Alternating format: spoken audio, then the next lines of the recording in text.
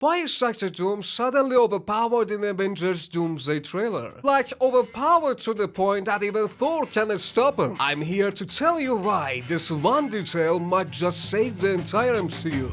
What's up guys, welcome back to Sam Theory. I'm Sam and today I'm putting on a green cloak to prove why an overpowered Dr. Doom is the absolute best thing that could happen to the Marvel right now. Even if it makes zero sense. Think about it. Thanos had the full Infinity Gauntlet with all 6 stones and he still couldn't stop his Stormbreaker. But Doom stopped it with like 2 fingers. It was at this moment that he knew. He fucked up.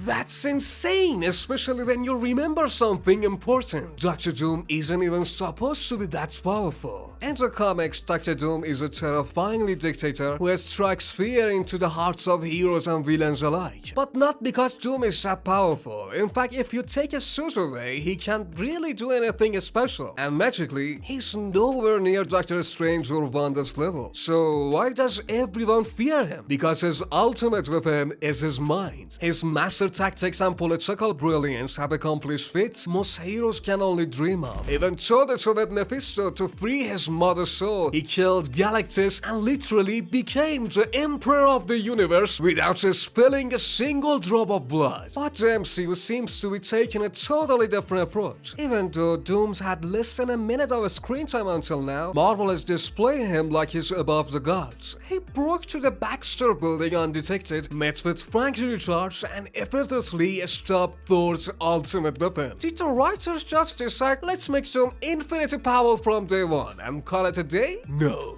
The real answer is way crazier than that. I think Dr. Doom in Doomsday could seal the power of the multiverse, and the key to achieving that goal is a very special girl. Let me break it down. In the MCU, characters generally fall into power tiers: street level, enhanced, mutant, cosmic, and multiversal. Thor sits firmly in the cosmic tier. When 2 cosmic entities fight, like Thor versus Loki, Hela, Zeus, or Gore, it's an earth-shattering brawl. But Doom is stopping a Stormbreaker with 2 fingers, that places him straight into the multiversal tier. And honestly, that tracks. Remember the multiversal being we glimpse in Eternity Prison? All of them could easily stop Thor with basically zero effort too. On the side note, yeah, I think Eternity was imprisoned there and later gets freed. But we'll circle back to that later. So, is Dr. Doom already a multiversal entity from the start? Well, sorta, kinda. I believe Doom starts out as a standard high-level threat, but at the right moment he absorbs the power of the most powerful multiversal figure in Marvel history, God Loki.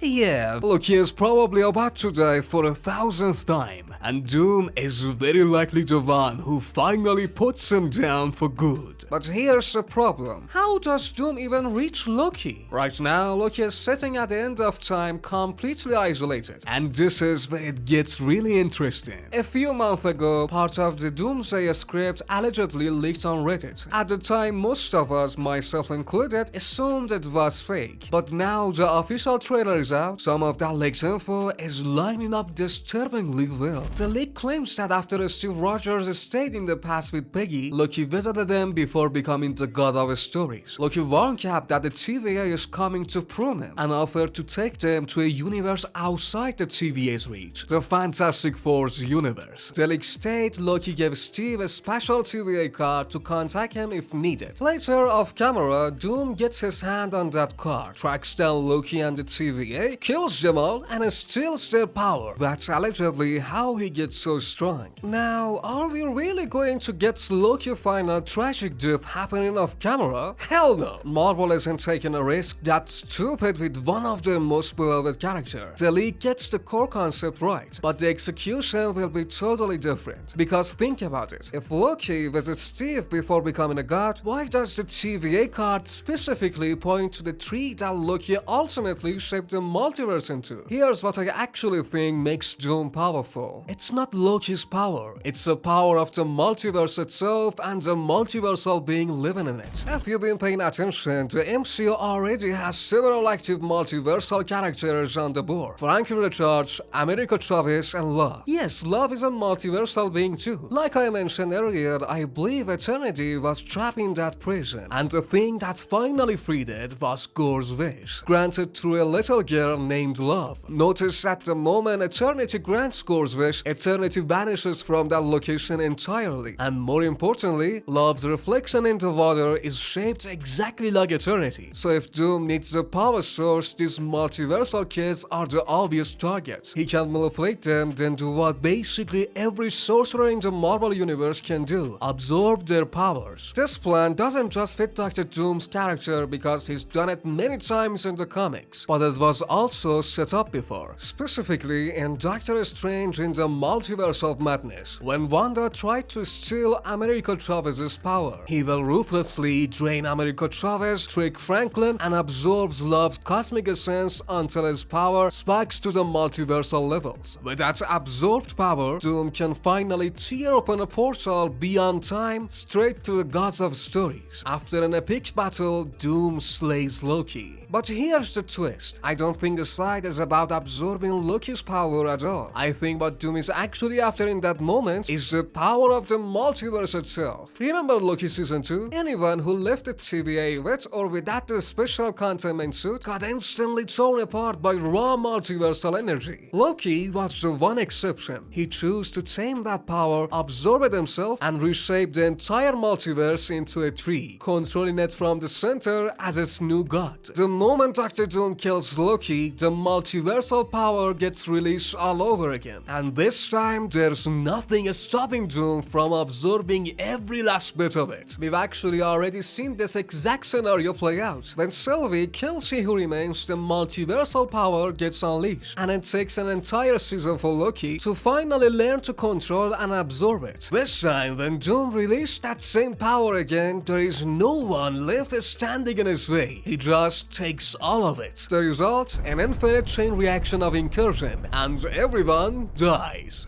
Avengers Doomsday ends with a total annihilation, and from the ashes, God Emperor Doom reboots reality, stitching the fragments together to create Battleworld. If this theory plays out, Marvel isn't making Doom overpowered for no reason. They're showing us step by step how regular men use his intellect, deception, and cold strategy to become the most dangerous threat in existence. And that's how you set up the biggest movie in Marvel history. What do you think? Will Doomsday save the MCU, or are we looking at another flaw? Let me know in the comments. Smash that like button and subscribe to Sound Theory for more theories. Catch you in the next one.